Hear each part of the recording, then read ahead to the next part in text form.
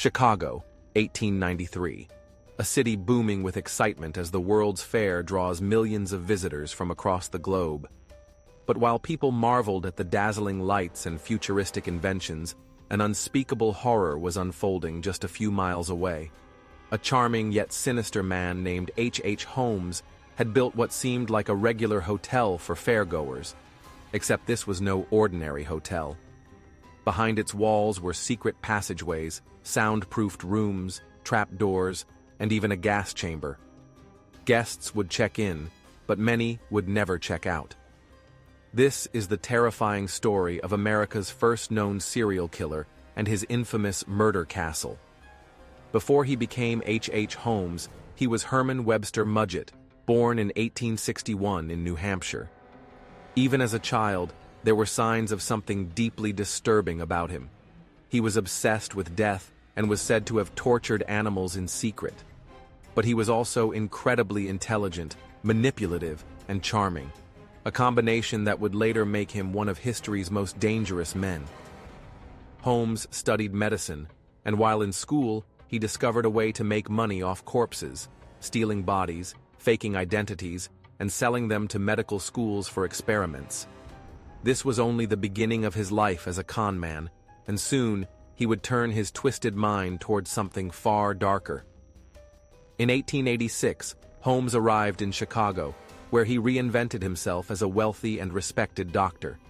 He bought a pharmacy from an old couple under mysterious circumstances. The husband suddenly vanished, and the wife disappeared soon after. With the pharmacy under his control, Holmes set his sights on something even bigger. He purchased the empty lot across the street and started building what he called the World's Fair Hotel.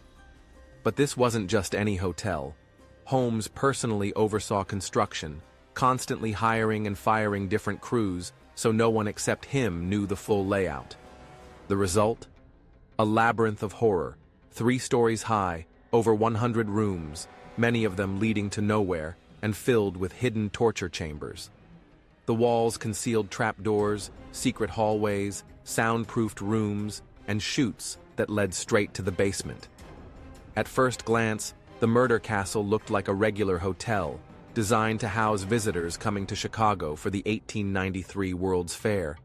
But inside, Holmes had created something straight out of a nightmare. Some rooms had no windows, completely soundproofed, making them perfect for trapping his victims. Others had gas lines installed, allowing him to fill the rooms with deadly fumes while his guests slept.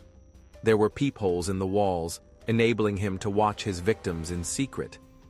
And the most disturbing feature of all? A system of chutes that led directly to the basement, where Holmes had set up his own personal morgue. If the upstairs was terrifying, the basement was something far worse. This was where Holmes disposed of his victims.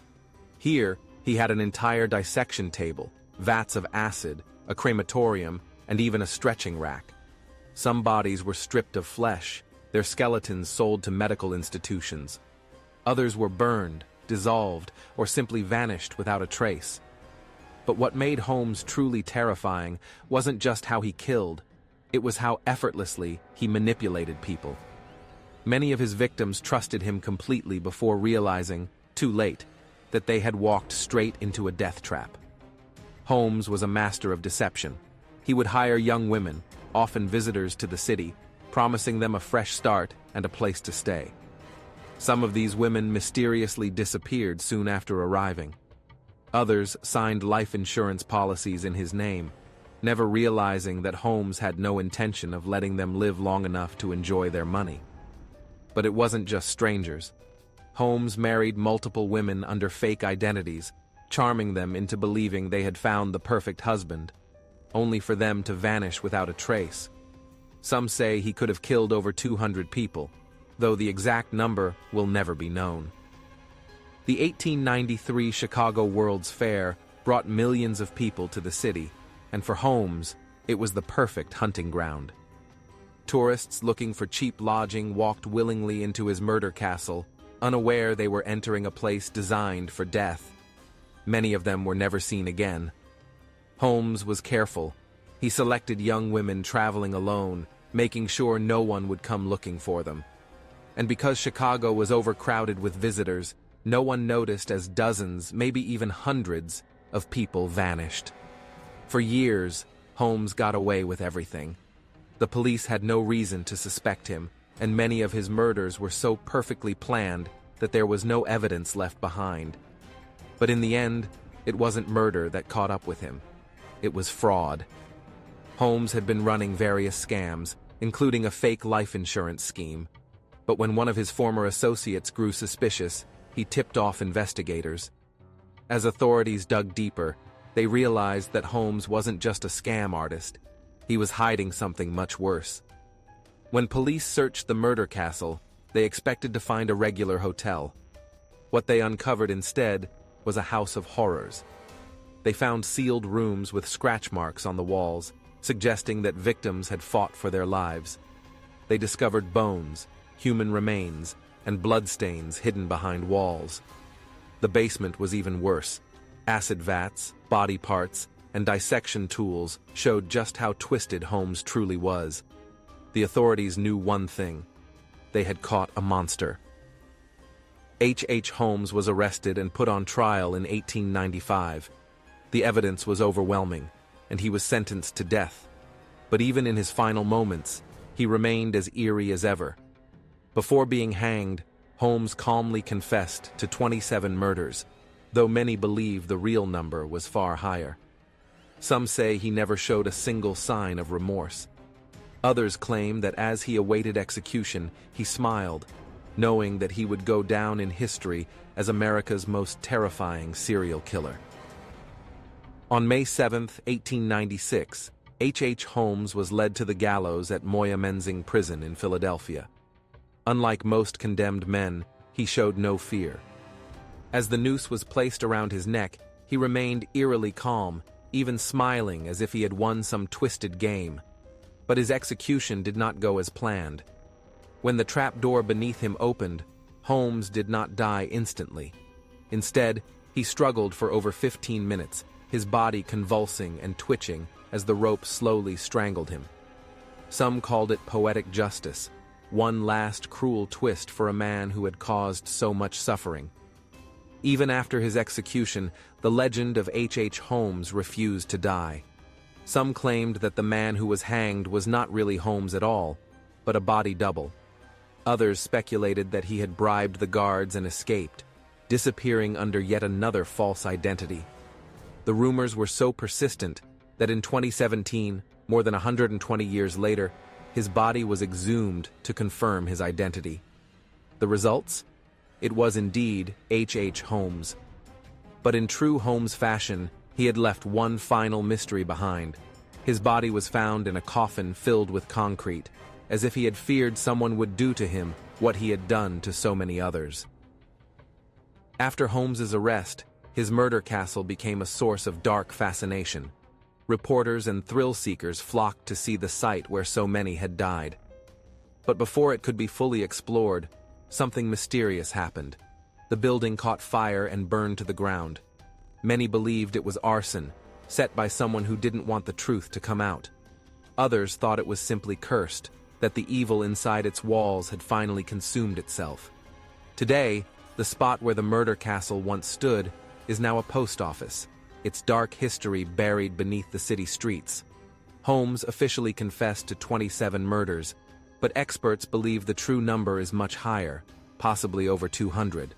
The problem? He was too good at covering his tracks. Many victims were dissolved, burned, or buried without a trace, making it impossible to ever know the full extent of his crimes. Some historians believe Holmes was one of the most prolific serial killers in history, while others argue that his reputation may have been exaggerated by the media. Either way, his name remains synonymous with horror. One of the strangest theories surrounding Holmes is the idea that he could have been Jack the Ripper. Jack the Ripper's infamous killing spree in London happened in 1888, around the same time Holmes was active in the U.S. Some claim he traveled to England and continued his murders there before returning to build the Murder Castle. Both killers were highly intelligent, meticulous, and obsessed with cruelty. However, there's no concrete evidence linking Holmes to the Ripper murders. It remains one of the most debated theories in true crime history. Holmes's story has inspired countless books, films, and documentaries. The idea of a hotel designed for murder is so chilling that it has become a staple of horror fiction. Even American Horror Story, Hotel took inspiration from Holmes's Murder Castle. To this day, visitors to Chicago claim they can still feel the presence of the souls lost in his twisted hotel.